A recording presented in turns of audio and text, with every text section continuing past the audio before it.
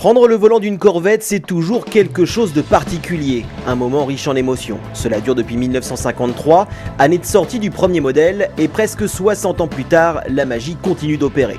Il faut dire que la Corvette est l'un des mythes de l'automobile sportive américaine et que son look ne passe jamais inaperçu. Notre version Grand Sport édition 2010 mesure ainsi 4,45 m de long pour 1,92 m de large et surtout à peine 1,24 m de haut. Autre point clé d'une Corvette, ses 4 feux arrière parfaitement ronds et reconnaissables entre tous, et bien sûr son énorme monte pneumatique, ici du 18 pouces à l'avant et du 19 à l'arrière. Enfin, petite particularité de la Grand Sport 2010, la présence d'écopes de frein et de refroidissement supplémentaires. Pour le reste, la GT américaine hérite d'éléments de carrosserie de la Corvette Z06, à l'instar de son bouclier avant et de son spoiler arrière.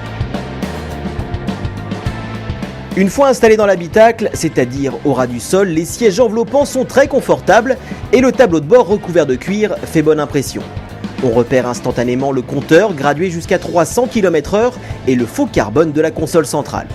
Côté équipement, l'essentiel est présent, régulateur de vitesse, climatisation, GPS, lecteur de CD et même un affichage tête haute de la vitesse.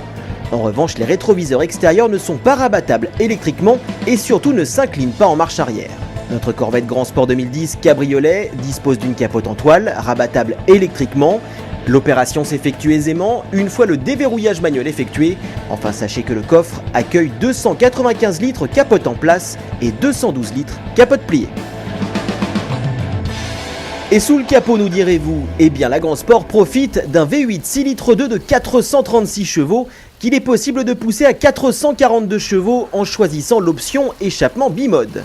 Sans surprise, les performances sont de tout premier ordre, avec seulement 4 secondes 4 pour passer de 0 à 100 km/h et une vitesse de pointe de 300 km/h. Quant à l'échappement, sa sonorité rauque ravira vos oreilles, même si l'on aurait apprécié un peu plus de liberté dans les envolées. Contrairement à la Corvette Z06, dont la transmission ne peut être que manuelle, la Grand Sport propose aussi une boîte automatique à 6 vitesses. Cette dernière se montre plutôt réactive, notamment en mode sport, où ses passages de rapport peuvent être retardés jusqu'à l'entrée de la zone rouge, située à 6500 tours minute. Un bémol tout de même, les palettes greffées derrière le volant sont totalement déroutantes.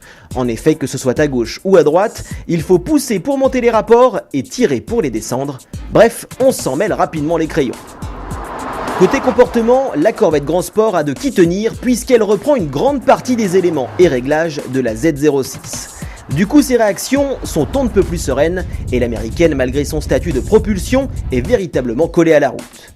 En revanche, si ses prises de roulis sont très bien maîtrisées, ses transferts de masse avant-arrière se font sentir avec une caisse qui a tendance à légèrement se cabrer à l'accélération et à s'enfoncer au freinage. Une fois décapotée, la protection au vent est intéressante, hormis un courant d'air qui passe entre les deux sièges. Quant au volant, bien que très agréable à prendre en main, il aurait mérité d'être un peu moins encombrant.